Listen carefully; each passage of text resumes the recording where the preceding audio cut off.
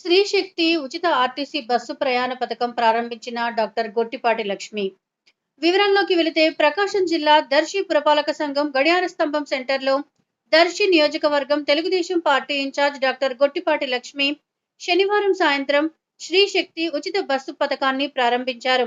లక్ష్మి దర్శి అద్దంకి బస్సులో ప్రయాణిస్తూ శ్రీ శక్తి ఉచిత ఆర్టీసీ బస్సులో మహిళలను ఉత్సాహపరుస్తూ అందరితో సరదాగా మాట్లాడుతూ శంకరాపురం గ్రామం వరకు ప్రయాణం చేశారు. ఈ సందర్భంగా డాక్టర్ లక్ష్మి మాట్లాడుతూ స్త్రీ శక్తి పథకం మహిళలలో మరింత భరోసా పెంచుతుందని, మహిళలకు ఆర్థికంగా ఆర్టీసీ ఉచితం బస్సు ప్రయాణం ఎంతో సౌకర్యంగా ఉంటుందని లక్ష్మి అన్నారు.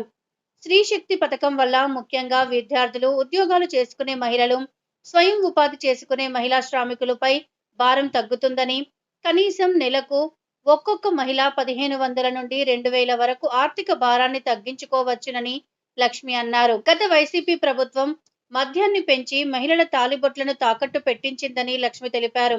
ఇచ్చిన మాట ప్రకారం కూటమి ప్రభుత్వం సూపర్ 6లో ప్రతి పథకాన్ని అమలు చేసి ప్రజా ప్రభుత్వంగా ముందుకు వెళుతుందని డాక్టర్ లక్ష్మి పేర్కొన్నారు.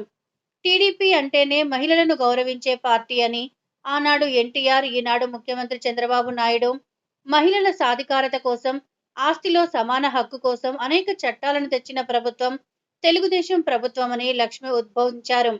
డ్వాక్రా సంఘాలను ఏర్పాటు చేసి దేశంలోనే ఎక్కడా లేని విధంగా మహిళలను పారిశ్రామికవేత్తలుగా తీర్చిదిద్దిన ఘనత ముఖ్యమంత్రి చంద్రబాబు నాయుడుకి దక్కుతుందని లక్ష్మి తెలిపారు. మహిళా యూనివర్సిటీలను ఏర్పాటు చేసి మహిళలకు ఉద్యోగాలలో